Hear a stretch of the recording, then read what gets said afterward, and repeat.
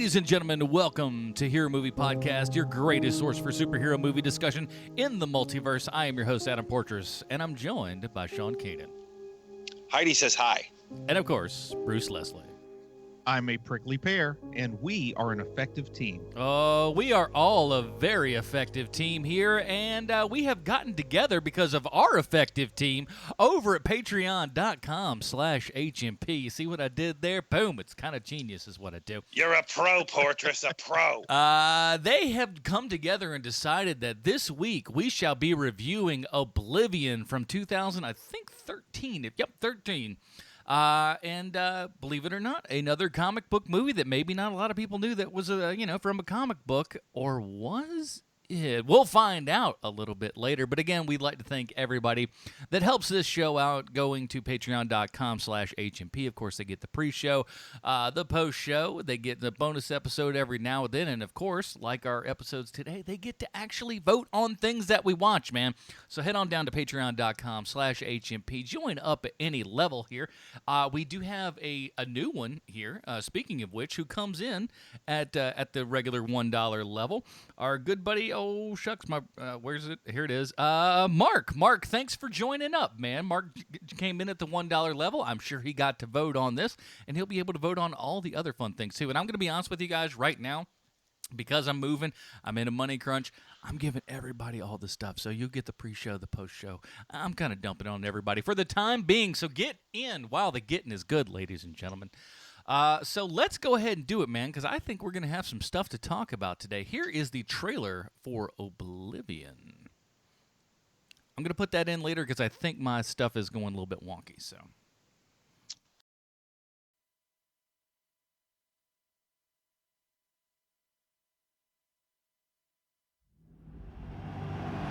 The last Super Bowl was played right here. Please don't tell me it was a classic. Classic game. 80,000 people on their feet. Seconds left on the clock. So Hubie throws a Hail Mary. Touchdown! 166, back online. 60 years ago, Earth was attacked. We won the war, but they destroyed half the planet. Everyone's been evacuated. Nothing human remains. We're here for drone repair. With a mop-up crew. This is Jack Harper. I'm good to go. 2 more weeks, Jack, and we can finally leave and join the others. Don't take any chances.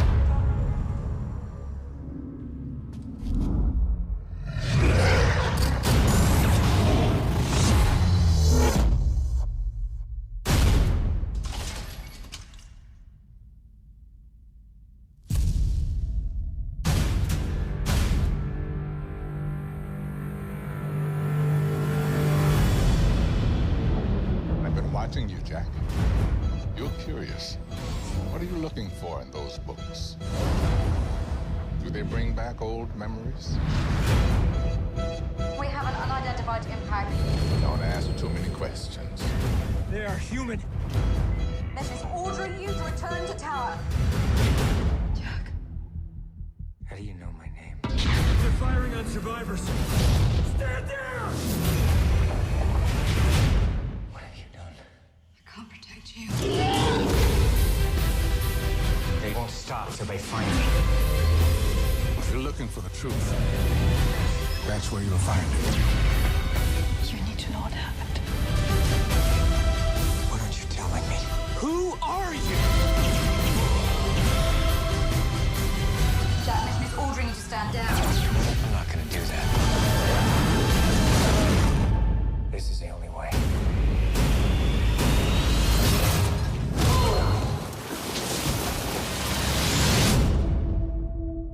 All right, that was the trailer for Oblivion, our HMP Patreon vote of the month here of January. Here's the IMDb plotline. As we know, IMDb always 100% correct in everything they say and or do. A veteran assigned to extract Earth's remaining resources begins to question what he knows about his mission and himself. This is directed by Joseph Krasinski, starring Mr. Tom Cruise, Morgan Freeman, Olga Kurylenko, Andrea Rosenberg, sure. And Melissa Leo. Bruce, like we said at the top of the show, this may have something to do with the comic book. Actually, with HMP, it has to do with the comic book. That's kind of a rule around here. So, oh, shucks. Imagine the comic book connections coming in right now, because my audio's a little bit wonky right now. So imagine it's right here. It's time for Bruce's comic book connection. Oh, even better. It's better a cappella and live. Do it.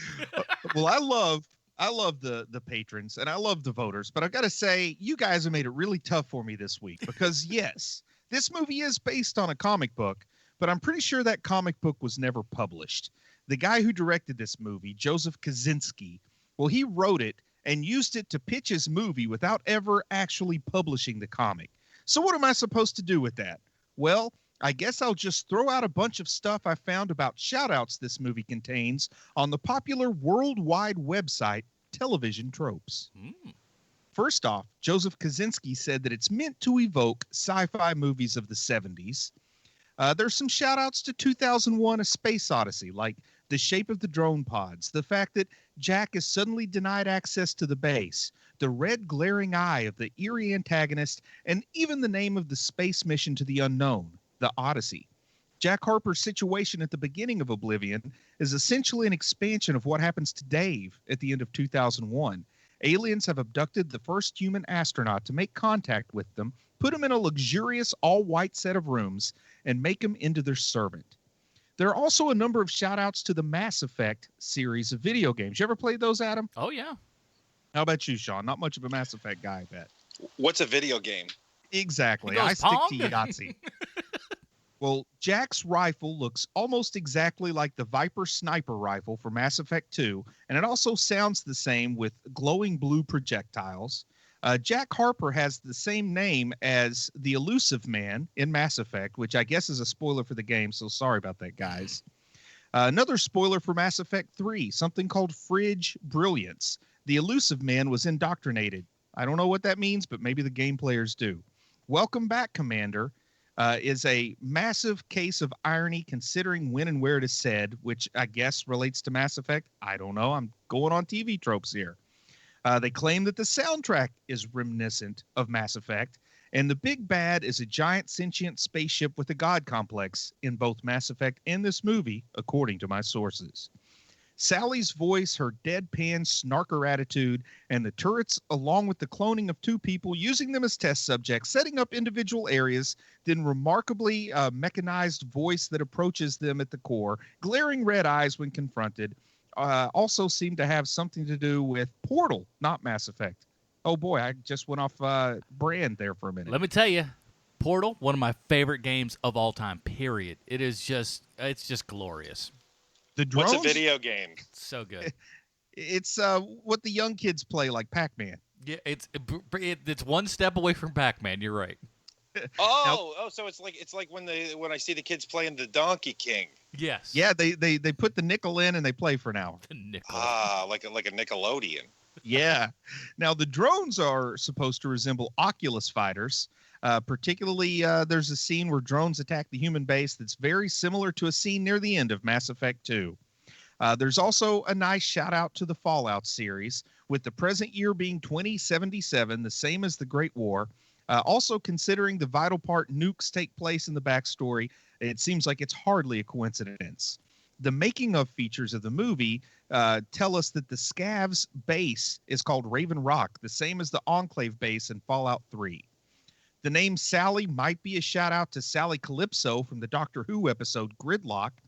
The character was a newscaster who communicated with everyone solely via video transmissions, only to find out that she was long dead. The chase scenes through the city are a little bit reminiscent of a movie you might have heard of. It's called A New Hope. There's also a shot of the Statue of Liberty during that chase scene that seems to remind some people of a little film starring Chuck Heston called Planet of the Apes. I thought you were going to say 10 Commandments. So, guys, that is my best unpublished comic book connection. And we all have our soapboxes, but one I particularly like to stand on is the fact that I hate comic books made specifically to make a movie. So I got some bitterness about that. Ooh. I got to tell you, you know what this feels like this week, the comic book connection, Bruce, is that it's like when we did Wanted. and I couldn't find the Stallone connection. And finally, I found that trainer. Yeah. Who trained both awesome. Stallone and Angelina Jolie. I still don't know how you found that. Oh my God, a lot of scrubbing, my friend. Wait till you see what comes up, not this week, but the next week for the Stallone connection. It's bananas. Oh boy. But no, you're right, and I'll be honest with you. It almost seemed like it's like I'm making a comic book, or basically I'm making like really extensive storyboards for all this stuff. Because what are comic books if not storyboards for movies that have yet to be made, right? And what's really irks me is the fact that he got some money. He got some money from this indie press called Radical Comics to develop this. And when he got the picture deal picked up, he just didn't finish the comic. He just dropped it, like took their money. Basically, they financed the storyboard. He made the movie. I'm sure they probably got some kind of licensing consideration, but it still seems like a butt munch thing to do. They got their money back. They are listed in the actual credits of the movie, so I think they got something going on there. I have to talk to you guys about something. I have to come clean about this. Come clear. Scientology, come out. Aidens. I was probably 25 minutes into this movie, and I was like, I don't think I've ever seen this. And then about 25 minutes in, I was like, oh yeah, I've seen this movie. And it turns out I'd seen this movie twice already before we went to reviews. It's like, that is what kind of movie we're dealing with this week. I've got a similar story about next week's movie, but we'll get to that in about 7 days. Oh, very good. But that's a teaser, kids. That's called a teaser. That's the long tease. But I saw this in the theater. I actually believe we, if memory serves, we reviewed it on the Film Find way back. So take a look on that. I don't know if it's there or not, but I feel like it's one of those ones that we did. But yeah, I was a fan of this, not knowing it was a comic book thing. But I'll say this when we kind of get things rolling here. Tom Cruise is just eminently watchable, isn't he? There's just something. I think he gets such a bad rep, man. Yeah, he's bananas in real life. I mean, he's got a lot going on in his real life. But when it comes to him, like Tom Cruise, the working guy, nobody puts more into their movies than Tom Cruise. He's hanging off the side of that plane for no good reason in the last Mission Impossible movie just because he wanted to. But at least he's not Bruce Willis sitting in a chair. Yeah. You know? And also, because he is kind of full-blown bananas, it's easy to forget that he's also pretty consistently depicted as being a genuinely nice guy if you would meet him. You know what I mean? Which is a hard thing for me to wrap my head around because I want to not like the guy, but he is a talented actor. And, by all reports, he's like the kind of person who would stop his car if there's a wreck at the side of the road and go check and make sure everybody's okay, that kind of thing. Yeah. You just have to...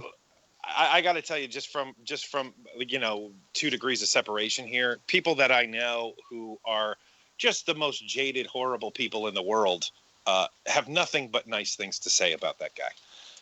They've worked with him in the past, and he was nothing but gracious and lovely and a terrific person on set and off set, and he doesn't behave like this is my movie, you are all here for me, all of that stuff. He's genuinely a good guy. I've heard that as long as you don't marry him, he's fine. Well, again, that is a bag full of snakes. Or look him in the eye for more than 15 seconds at any particular time. Yeah. But again, the actor, Tom Cruise, the actor, I haven't seen The Mummy yet, but I know I'm going to just because I want to see what he is doing in it. Because he seems to be at a point in his life, career-wise, where Oblivion not so much, but these later movies where he is playing an older role. He's the elder statesman in these movies now instead of being the 45-year-old young hotshot. In The Mummy, he does try to convince us he's still 40 or less. That's not good. Because anyway, that's it. Unfortunately, for better or for worse, no matter how talented he is, no matter what potential the movie has, once you cast Tom Cruise, it becomes a Tom Cruise movie, not anything else. You And know? he was definitely Right. involved with this and making sure all the structure and everything was there, because he had heard about the project and got involved fairly early on in it, in the actual design of everything. So a lot of the choices that get made as far as like from a structure standpoint, from a character standpoint, he had tons of input into. So he had a lot of hands in it. He probably, and it's not fair. I mean, in some ways it's not fair. The guy should be able to pursue whatever he wants to creatively, but I feel like he should stay away from sci-fi just because everybody is going to be looking for it to be evangelical Scientology message, whether it is or not. Yeah, you're right. You're right about that. I'm sorry, go ahead. That was one of the things I heard going, when this came out in 2013, I heard that it was basically his Battlefield Earth. Like, Travolta made Battlefield Earth as a way to try to sneak Scientology into people's daily routines or something. And I'd heard the same thing about this. And I will admit, I don't know very much about the theology of Scientology, but watching this, I didn't pick up on anything, not like I did in Battlefield Earth, at least. Yeah, there isn't much, because I am well versed in Scientology because I love it. I love documentaries on Scientology. You meant literally you love Scientology. I didn't know. I thought. No, I love watching. What I say. I love watching documentaries on Scientology. I love it very, very much. Anyway, it's going to sound like I'm kicking this movie in its big Jim and the Twins here, but it isn't a bad movie. But with that being said, this movie is basically Moon, but without all that awesome stuff that's in Moon. Like more explosions and less thought. Exactly. Moon, there's a creepy vibe throughout the entire movie, even at the beginning of it. And none of that is present in this movie. There's no foreboding, no looming, menace. There's none of that. There's no Phantom Menace in this. And in 25 years, people will still be talking about Moon, and people aren't really going to remember this. Well, and at the same time, you also have to remember there's the difference of a $120 million budget versus a $5 million budget. Well, it's not just that though. Well, no. What they had to do was they go, hey, we don't have all the the wham bam spectacle stuff, so we have to really kind of bang it out on the story. If I may put on my Portrais hat here for a second, I think that's a bad excuse, because we just saw a $200 million movie where it had giant spectacle and thoughts, and it was trying to give you a couple of different messages, because that's what the last Star Wars was. It was all of those things. Like it wasn't just stupid big dumb movie. There were other things in that movie, and this is not that. Oblivion is not. I mean, there's no subtext to this movie. I mean, it's slight subtext, but not enough where you're like, wow, I've really got to think on that. And Oblivion and After Earth came out in the same summer, and I think it fell into a little bit of a Volcano Dante's Peak sort of cubby hole. But I don't know that that's fair, because I don't think those two movies have that much alike. I chose to go see After Earth instead of Oblivion at the time, because Fresh Prince for life with me. But anyway, sure. I've seen the tattoo. I didn't know that you'd seen my West Philadelphia tattoo, but anyway, I don't think that was fair, man. And that was also, I don't know. I still from time to time hear rumors like Will Smith is a secret Scientologist. I don't. No, he's not secret. He's straight up is. Okay, because I don't know that I've ever been able to get that answered satisfactorily. Yeah, he is. Do you and you know that for certain? I'm like 99%. You got me questioning the 1% now, but I'm like 99% he is. Yeah, I mean, he doesn't talk about it like everybody else does, but see, that's the things. I've never met a Scientologist. I've never seen a celebrity Scientologist that isn't pretty much forced to make that front and center in their career. Yeah, and that's my point to this as well. Is that I mean, even Seinfeld has come out and said, I went to a couple of classes and it made me a much better comedian. I mean, it doesn't make much sense that now they're changing their ethos that he is a secret Scientologist. And I'm looking at the religious views section on Wikipedia, which is a million times like a Wikipedia? more believable than Adam. It says, though he is not a Scientologist and has denied rumors claiming him as a member, he has spoken favorably about it. So I don't even know what that means. Leah Remini said Jada Pinkett Smith is a Scientologist. That's all I'm saying. That woman was in it neck deep. So And I think that might be kind of what it comes down to, is he's just taking a neutral stance on it so he doesn't get whatever happens. You know, when they say you're a persona non grata, they got a term for it where you get kind of kicked out and you're not allowed to talk to your family anymore. So he might just be playing that middle ground to keep his wife happy. You know, that's good. You know what would make me not talk to anybody anymore? If they directed a movie called Tron Legacy, which Joseph Krasinski actually did, and I thought was like, while a beautiful movie, really horrible. It was eminently forgettable. I think that's what I'll say about it. But here's the thing. It looked very pretty. The CGI, you know, of youngening CGI was pretty terrible. But otherwise, it looked really cool. And he also did Only the Brave, which came out last year, which, besides having a horrible title and a worse trailer, is actually a really great movie. What's that one about? The firefighters over in California and everything. Oh, yeah, wow. I remember seeing the Roland. trailers for that. It's a great movie. It's got a horrible trailer and a worse name, but see the flick. Does it have Miles Teller? Mm-hmm. Yeah, he's real good. As much as there's always a chance where when I see him in a trailer, I went from being excited when I see him in a trailer to now I just immediately decide to avoid the movie. But here's the thing with him though, man, and I mentioned it over on the Film Find. Like I almost had that same reaction where I'm just like, ah, man, and then he kind of comes and delivers every time, and you're like, shoot, well, I mean, you know, it is what it is. I used to say I really like Miles Teller, and then I took a step back and realized I really like Whiplash. Yes. But I don't know that I liked his performance as Rusty in Footloose. I don't know that I liked him in that not quite the Hunger Games movies, whatever those are called. Yeah. I definitely just don't get excited about Miles Teller anymore. He was not the best part of that Fantastic Four movie that he made, whatever that was called. Again, I don't think that's his fault per se, but I'd say I'd check out Only the Brave. The other one that he had last year that also had an absolutely horrible bad name was Thank You for Your Service. Another horrible name for a movie, but a really good movie. So I'd say see both of those. Those both came out last year. And War Dogs was great too. I mean, the guy's got a good amount of work. I like him. And if I may make a recommendation, Tron Legacy is hot garbage, but Tron Uprising, the cartoon, is great. And I think the one thing that could have made Tron Legacy better, and Adam will know who I'm talking about, but they should have given a cameo to the chubby guy with the mustache in his homemade Tron. Without a doubt, they should have. It is. There was no reason why they did that, except for like, oh, we're too good. This is not a joke. There's all this like grave scenes and stuff where you've got like the great Daft Punk music in the background and stuff. How he is not just sitting somewhere in the background is just it's criminal. It's criminal is what it is. Totally agree. But right, so this movie is set. We're watching. But that's the director who brought us all that stuff. Just for reference. Now because the name isn't like Spielberg, right?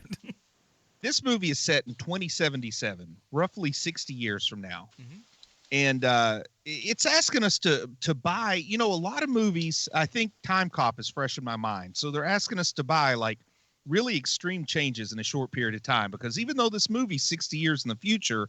The war that led to the situation we're dealing with happened in 2017, and we're supposed to believe there was a manned mission to Titan, the moon around Saturn, in 2017 when, you know, we're now in 2018, and the idea of a mission to Mars seems ludicrous, much less Saturn.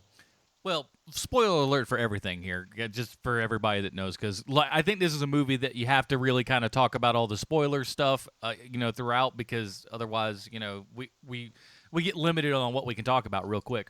But I think the whole Titan thing was obviously something that they implanted in them to just have that, you know, in their mind. At this point, their memory's already been wiped. They don't really know per se what happened, but they can just implant that. We do have Julie, who has her memory intact, say that they were on their mission to Titan and they got redirected to the Tet, and that's when everything happened. But anyway, aside from the fact that like NASA doesn't even have manned missions in 2017, and we're believing they were going to another, you know, moon other than our own in 2017. But you know, like I said there in the Comic Connection, the director said that he wanted this to kind of be in the style of 1970s sci-fi.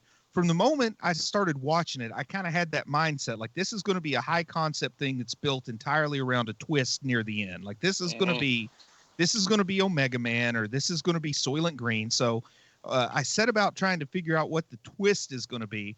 And I got to say that he doesn't really deliver that twist very well. Like a twist doesn't work when you draw it out over the second hour.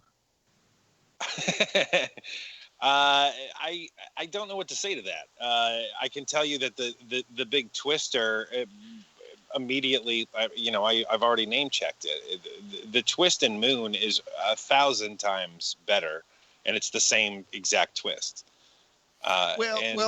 I think he was trying to hedge his bets by giving us sort of 3 twists that end up all being sort of half turns. Right. And for some reason, 3 half turns aren't as good as one whole twist. I mean, that's a complicated theorem from math that Pythagoras or somebody made. But, I love it. But I mean, twist number 1 is that the scavs are humans. And I kind of figured out that where we're going with all this is that Tom Cruise is the bad guy and doesn't know it. But they sort of reveal that a little too early, maybe, with the scavs being humans. That kind of starts to show pretty early on. And then the idea that they're clones, I guess that one snuck up on me a little bit. I don't know. Maybe it did, maybe it didn't. I don't know. But then at the end where Tet is an artificial intelligence and Sally's not a real person that's talking to him, I mean, that is so forecast ahead of time that there's no secret with that at all. Well, here's the thing. No. I'm going to go as far because I was the only person to see this in the theater, so I had no idea what anything was going in. I never once saw this as like that was what this movie was meant to be, was that kind of like bam surprise sort of like it had those elements, revealing elements for sure, but it never really felt to me like that's exactly what they were banking on.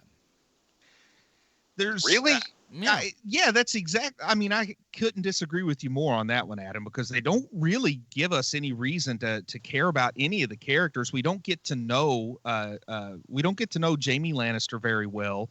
Morgan Freeman, if it weren't Morgan Freeman, any other actor, you really just don't care if that character lives or dies. The only attachment to it's that it's a recognizable face. And then the fact that Jack is one of at least 52 clones mean, there's no real consequences when he dies. So it has to be built on a high concept because it's not a character-driven story. These characters are as flat, in my opinion, as they could possibly be. I totally agree with you, Bruce. The one saving grace besides it just being Morgan Freeman is that it's Morgan Freeman dressed as the Shadow. And trying to convince us that maybe he's Predator at one point with that helmet, which is a very Predator-looking helmet. Yes. Maybe they're trying to give us a touch of Mad Max. It's like he's trying to throw everything against the wall and see what sticks, but it all just stained the wall. Sometimes it works. I mean, look at the comic book Grendel Warchild. Everything in the world is thrown at the wall in that book, and it works great, but not so much in this case. Hey, we're going to get this movie called Ready Player One, where so much stuff was thrown at the wall collapsed. I like that book. I like it's a family book. Like our family, my kids and I listen to it on trips, and so we love that book. But they better pull off something amazing for that movie to be awesome. Yeah, and for me, I enjoy the book, but I also call it a guilty pleasure. Like I enjoy it, but I'm fully aware of the flaws. Hey guys, what do you think I think of the book? What's that? I think you love it. I think you've read it cover to cover many, many times. I think you have both paperback and hardback. The hardback is probably in a case because it's a first edition.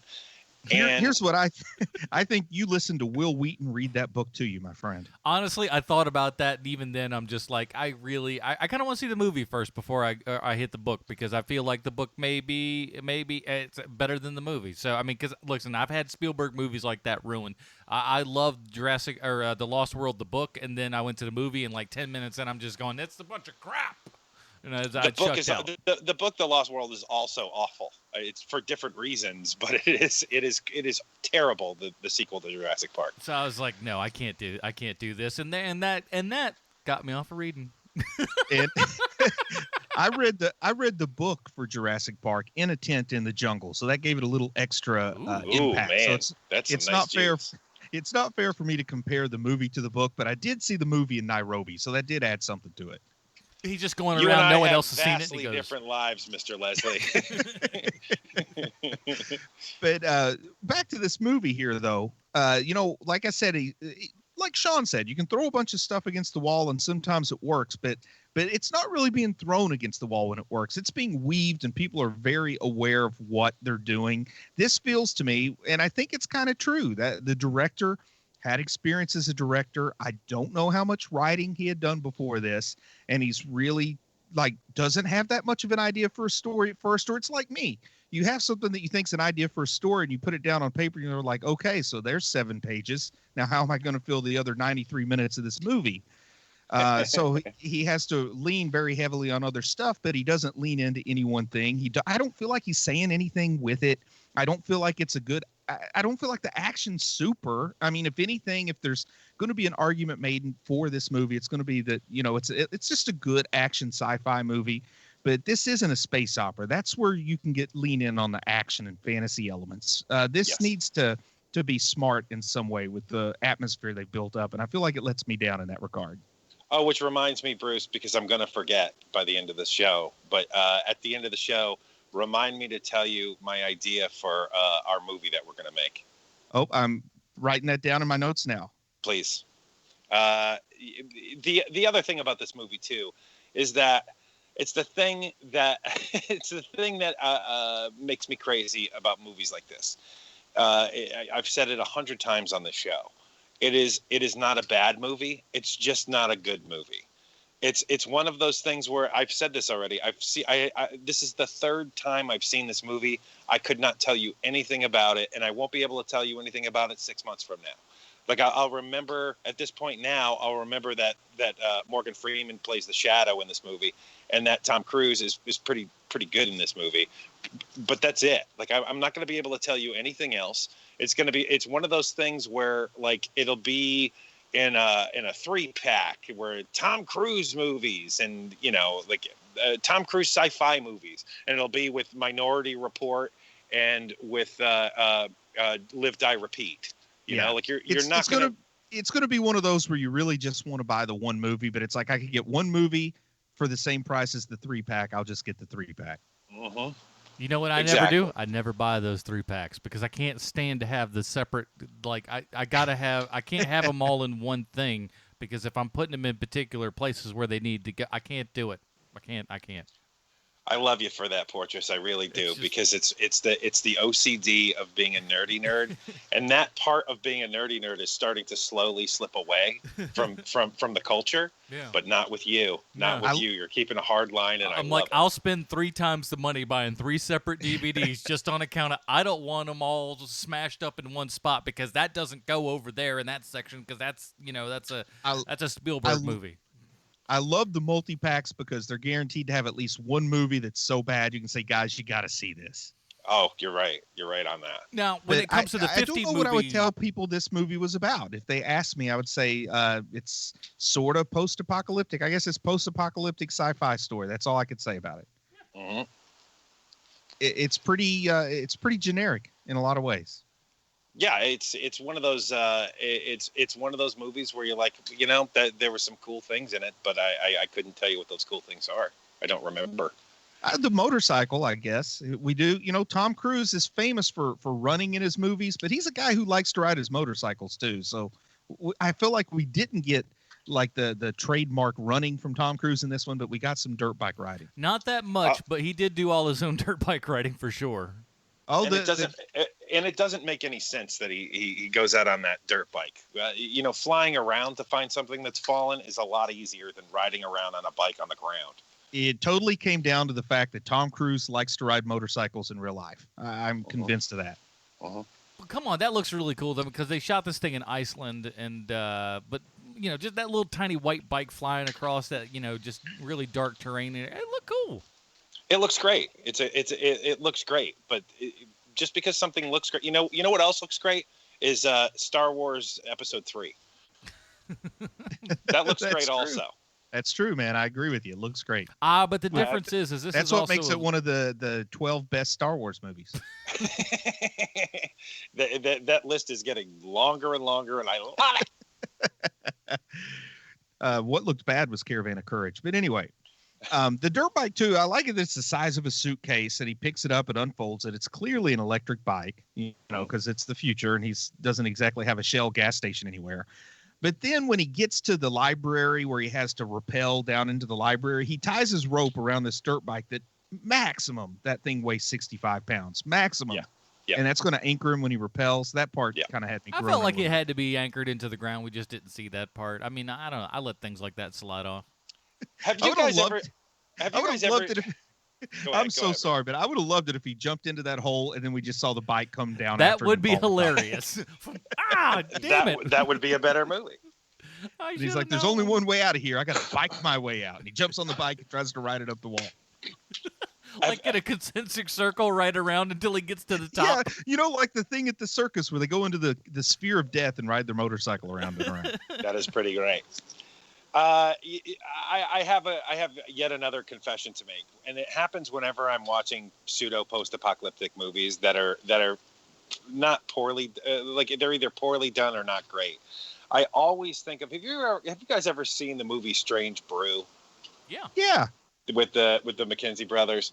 That movie, they have the movie within the movie where the McKenzie brothers shoot their own movie of the apocalypse, where Rick Moranis starts walking around in an empty parking lot and he goes, "There was nothing to do because all the bowling alleys was wrecked."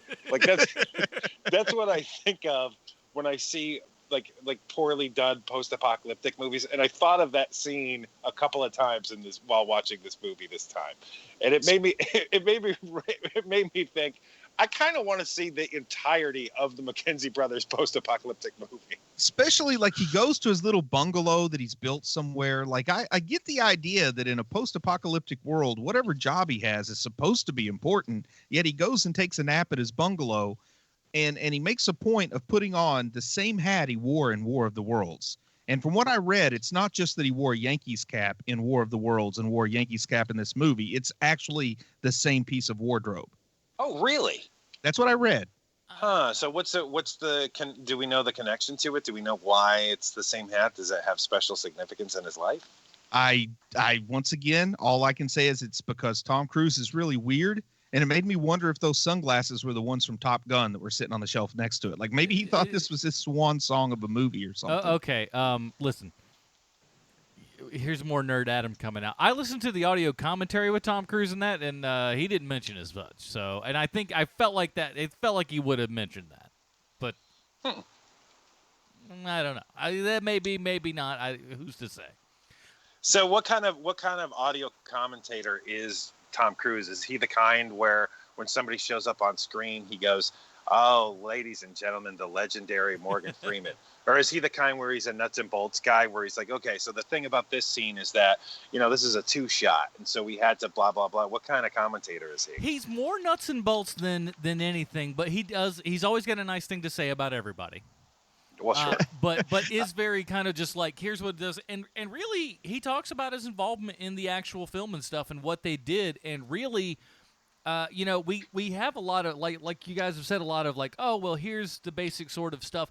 They really worked hard at actual world building and putting things in there and making references to stuff. I mean, everything from just from an art standpoint, there's so much of this thing that is layered and shows you like, hey, here's how everything works. Here's how the society is kind of structured. Here's like the actual ship that he goes down in, the little bubble ship and everything.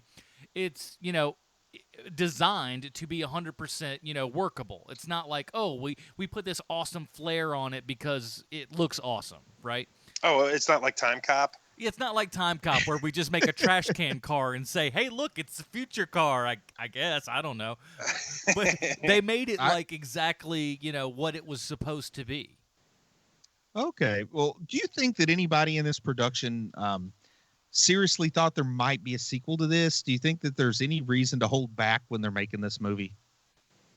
I don't know. I mean, like, it made an okay amount of money worldwide. It just probably about 150% of its budget back. So it was a modest success, but not very much. So, okay, it made more than I thought. Then I thought it made like 200 against 160. It didn't make a lot here, but it made about like 250 worldwide. I think somewhere around that neighborhood. Okay.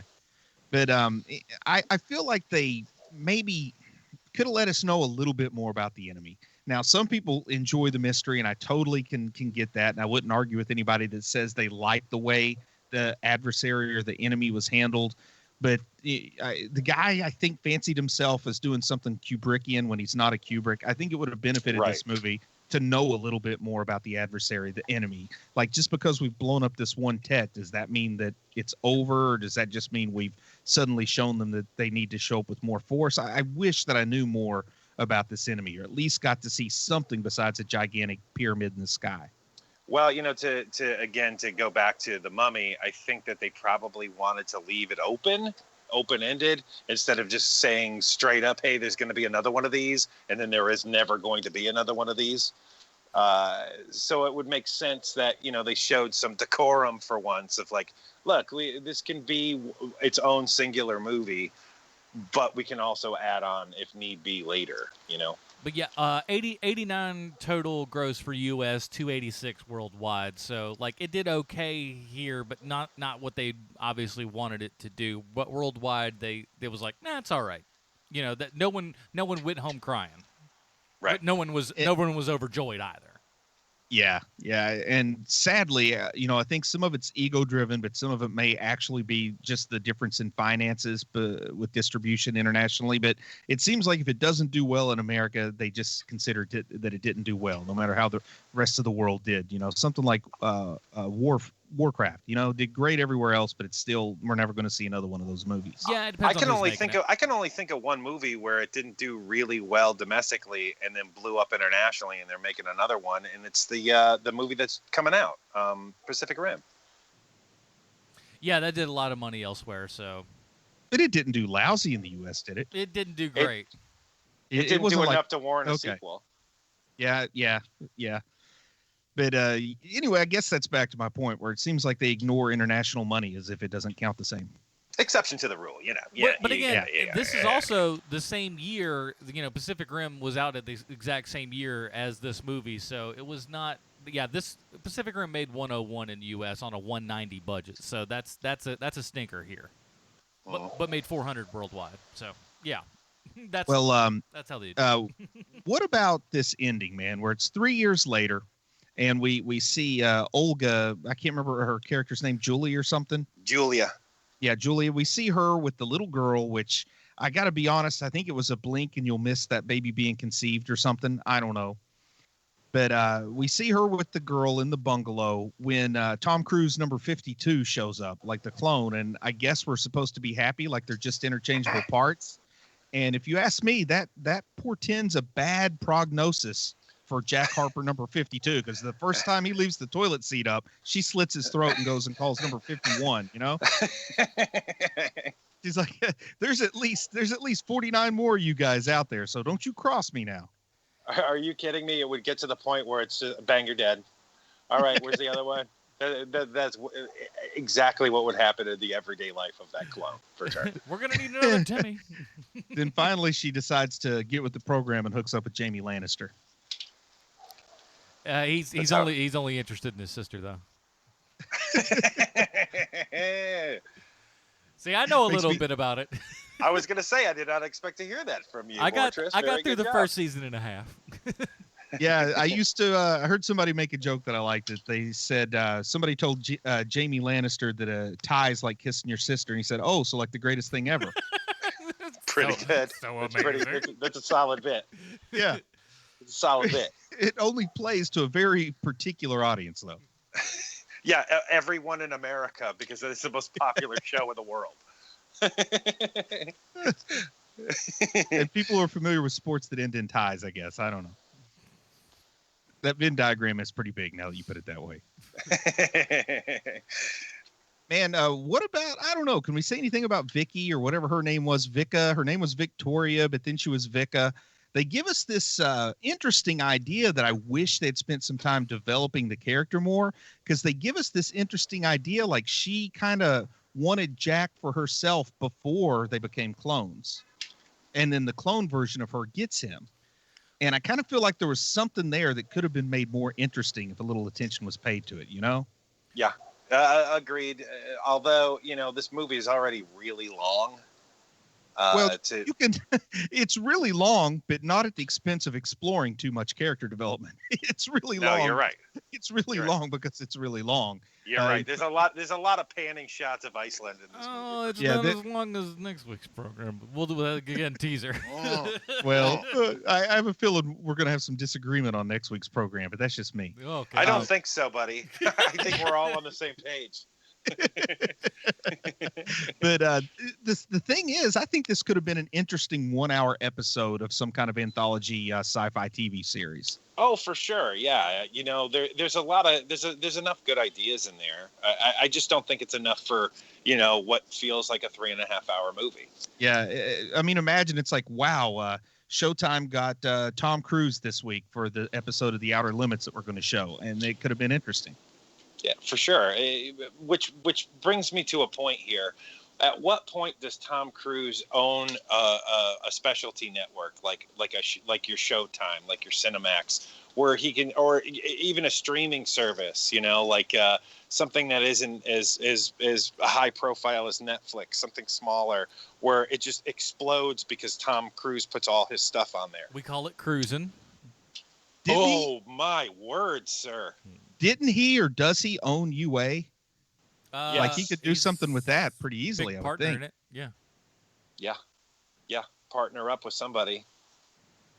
Because at this point now, he's a big enough star, and he seems like a smart enough business guy where we're at a point where a major movie star is going to make this jump, where my company makes all of my movies, and my company is paired with this, and it hasn't happened yet. And I'm gonna guess that probably Tom Cruise is the first movie star that's going to make that happen. But he might do something kind of like what Oprah did with the O Network, where it's like, okay, I've got my own network, and I'm going to program it for you, but you're not going to have a single like Oprah-based show on it. It's a bad idea. If you're going to get a subscription to the Tom Cruise streaming service, you're going to want to see Top Gun whenever you want to, That's true. But and there's going to be some difficulties there. He'll have that. But the other issue here is that Oprah also owns the controlling interest in BET now, and on top of that, she's going to be our next president probably. So with all of those things, she's not going to have time to make programming. She says she's not running. Oh man, the cynical part of me would say she may have never had time to make programming, but was still immensely popular. Oprah. Ooh, yeah. Ooh, wow. But, just wrote that. Tom Cruise could do it. I agree with you. He could do it. There would be a lot of outside influences that might be more of an impediment than a boost. For sure. I think that like when he gets up to that 70-year-old range and stuff like that, when he literally just cannot do this anymore, and they're just like, you are going to die. I see him being fiscally smart enough and business savvy enough that that doesn't seem like that far out of an idea. Hey, no, maybe is Ted Turner still alive? Yeah. No, he didn't die. No, he's not. Huh. Because maybe he could work out a deal with Warner Brothers owns TCM. He could buy it. Wouldn't even have to change the name. It could be Tom Cruise Movies instead of Turner Classic Movies. Wow, look at you. Just nothing but cocktail, 24 hours a day, 7 days a week. Ted Turner's still alive. Is he? Yes. Man, imagine our friend Matt Boyd Smith working for Tom Cruise. I was pretty movies. sure. I was just like, I think I would have remembered that. Because doesn't Matt work for TCM now? He's in roundabout ways, I believe. I would love to think that he's working for Tom Cruise. I'd work for Tom Cruise. I think that guy probably runs a nice tight ship. He does. He really does. He takes care of his crew. He takes care of his people. And you're not working 18-hour days on a Tom Cruise movie. Yeah. And I think something that's very telling about this movie, Oblivion, is that its runtime is over 2 hours, and we are having a really hard time finding anything to talk about the movie, either good or bad. I mean, you can sum it all up so quickly. I think that says a lot about the movie. Even if it was more bad in some way, then we'd have stuff to talk about and laugh about. Yeah. There isn't a ton there for sure. the other part to it too is that it's because it's a snake eating itself. Once you have the pieces in place, it's the same thing again and again too, and it's not interesting. It just keeps happening. Yeah, even a movie where he finds out that the scavs are humans, but they're all kind of fragmented, and he is kind of like the, I don't know, kind of like the Genghis Khan in a situation where he unites all the scavs together to fight an outright war against the aliens. That would have been interesting. Yeah. But the whole Trojan horse where you take Morgan Freeman to commit suicide inside the pyramid without ever seeing the aliens is a bummer. That or something different, like he's bad at it, like he's bad at his job, like anything different. I mean, like every time he tries to fix a drone, it malfunctions, and that could be what saves his life at the end. Yeah, something ridiculous or something different, something where like he's well-meaning but not so smart, anything like that. He's like having him be very, very clever and very good at his job and well-meaning. Like there's nothing interesting about this character at all, even. And one of the neat things about Tom Cruise is that every so often he does one of those movies where he's not an awesome dude, like Jack Reacher kills a lot of people. and what's the name of his agent from Tropic Thunder? Now that's a character I'd like to see in this movie. You probably remember as well as I do, but at the time of Tropic Thunder, that character was so popular they were talking about doing a spin-off movie of just that character. Worst idea ever. Wouldn't it have been great though if he gets up to the big pyramid in the sky and he sees the true face of the alien, and it's that guy from Tropic Thunder with Tom Cruise playing the part? I think that would be something interesting, and we would have something to talk about. Yeah. Well, this will give you something to think about. This is what, because every movie's got these things. And here's what one of the nerds on IMDb said about this movie. Though it's shown to be much further away, the sound of the exploding hydro rig is heard approximately 3 seconds after Jack sees the light of the explosion. This would put the nuclear blast approximately 3,200 feet or 0.6 of a mile away. Not that many miles shown. That's the only reason why I know that you didn't write that is because there's math involved, Adam. Well, but other than that sounds like something you might say. Yeah, I also saw a similar comment about the distance that they say the Tet is in orbit from the Earth means it would complete its orbit in about an hour, which this doesn't seem to show it streaking across the sky that quickly. But I will say this: it's cool that they involved it in the Universal logo at the beginning of the film. I thought that was kind of a cute little touch. Now, what about the moon being cracked apart? That made me think of Thundar the Barbarian. It's like, oh man, that's what it was. I was trying to remember what it was. It's Thundar the Barbarian. Yeah, I really wanted some Thundar the Barbarian action. I wanted at least one Ookla in this movie. Oh man, that would have been so good. That would have been so much better than what we saw here. Also, water's still behaving the way it usually would, even without a moon. Yeah, but there's a lot less of it. Because we see bridges buried in dirt. Yeah, it's all the way up to the thing, and then there's I think what we're supposed to take away from this movie is that the aliens want our water. I mean, that's kind of the trope. Whenever Earth gets attacked, they want the water. Yep. These aliens and they're wanting the water, man. You act like you can't go over to any other planet and just pick yourself up some water. Come on, you bunch of so-and-so. I'm sure there's at least 7 water planets in the world of Star Wars. At least. At least just water. Yeah.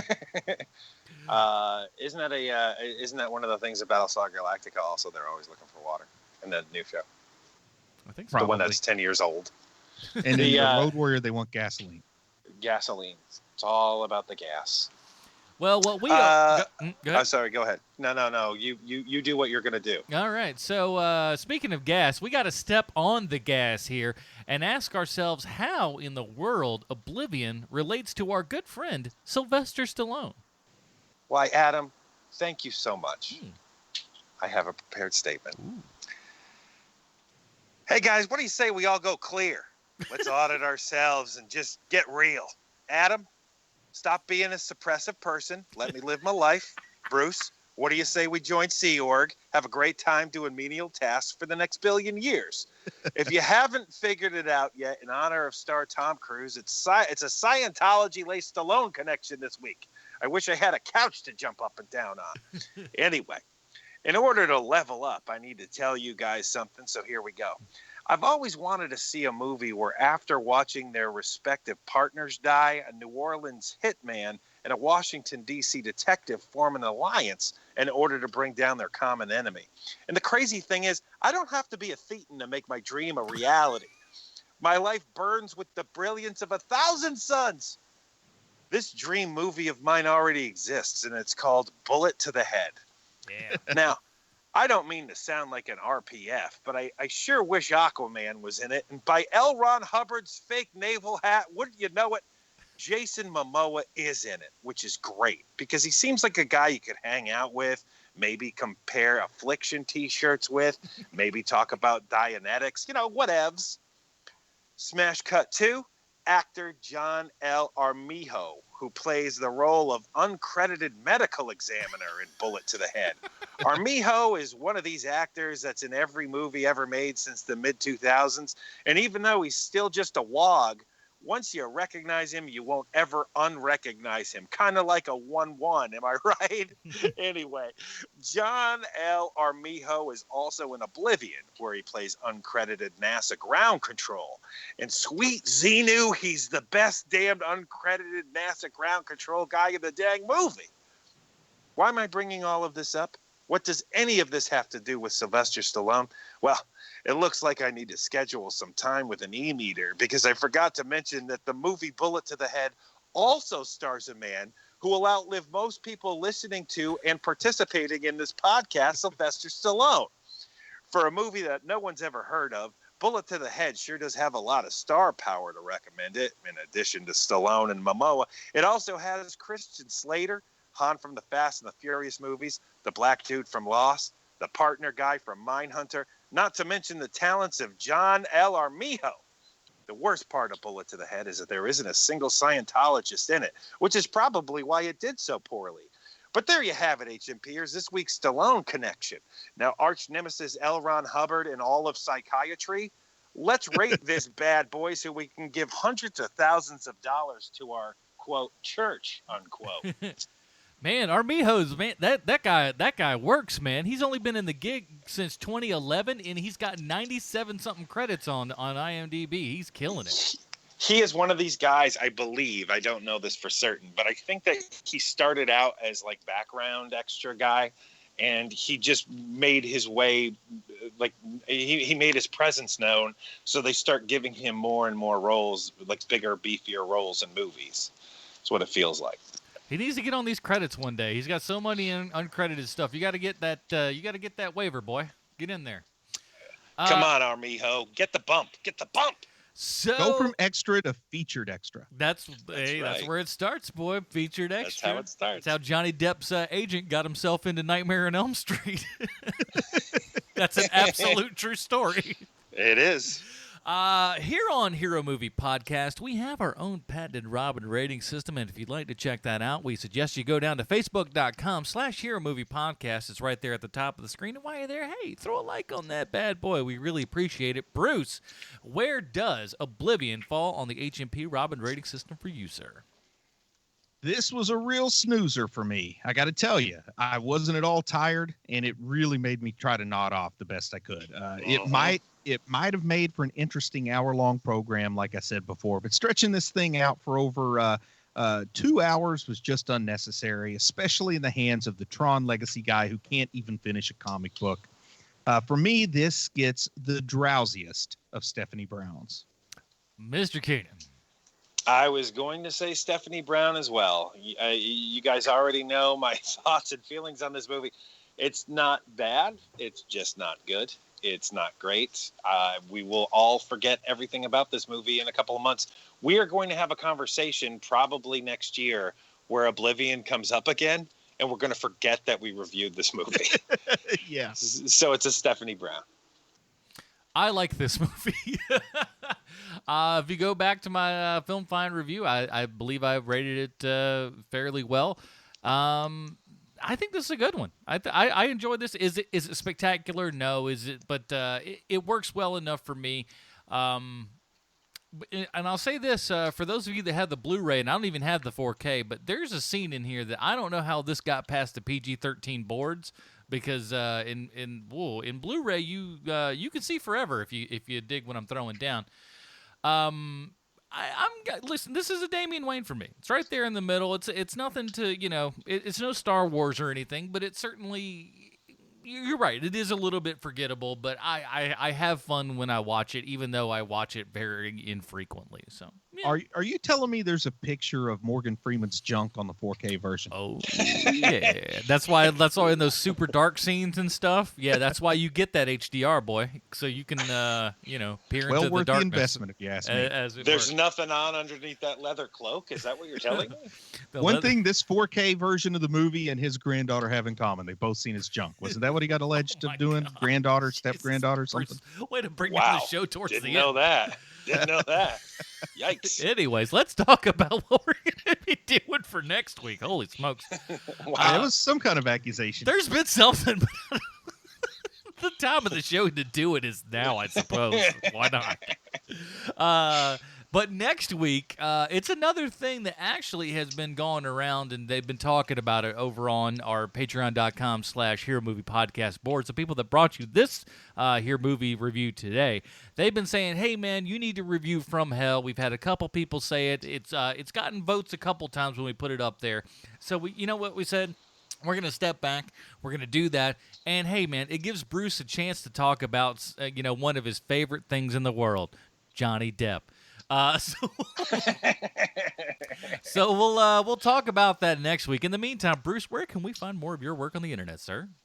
Well, this is the part of the show where I remind Sean to remind me about the movie we're going to make. Oh, yes, please. It'll be after. Sean, It'll be after. I will do that. Okay, after. Okay. Yes, Nerd Spawn Genesis, the most fun you can have with a book in your hands, I guess. I don't know. Go check out Nerd Spawn Genesis, man. It's on Amazon, ebook, paperback, only $2.99 for the ebook. It's free to read if you're a Kindle Unlimited subscriber. I don't know what's holding you back. You need to go check that out. Mr. Keenan. I have 3 projects that you can watch on your television or on a movie screen. But the big one I want to talk about is American Animals, which we worked on last year. Pretty proud of it. It is a fun movie. Please check that out when you get a chance to. It's well written, well directed, well acted, and it is a charmer over at Sundance. And it got picked up, according to Adam Portrais. So that is all great news. And check it out. It was very, very much fun to make. Very good. And it was Adina Hines was the name of the stepchild or whatever of Morgan Freeman that those allegations came out about. I don't want people to think I'm just making stuff up off the top of my head, so I had to look it up. Save it for the Athena Hines podcast. Thanks, buddy. 45 years his junior she was. And, of course, my other shows, The Film Find. We've been on a little break, but your audio quality on that show is going to improve quite a bit because I'm moving down to the ATL, man, and Matt and I are going to be doing the show in the same bloody room. So talk about a bump in quality, everybody. The actual quality of the show I can't speak for, but the sound quality will be way better. So it is what it is. So check all that good stuff out, man. And, hey, follow us on Twitter. Do you got that? You got that Twitter stuff? Follow us on there. Hero Movie Pod, man. Tweet at us. You know what I'm saying? Is that what the kids say? Tweet at us. Yes. Okay. Cool. Yes. That is it, everybody. Join us next week for our discussion From Hell. Huh? For Sean Keenan, Bruce Leslie, I'm Adam Portrais. Stay super, everybody. Bye, Marty and Evie. Hey, I just checked you out on Twitter today. That I saw that you left me a nice picture. Thank you, Marty and Evie. And I'm sorry I didn't write back. He's a scumbag, that Keenan. We've always said it.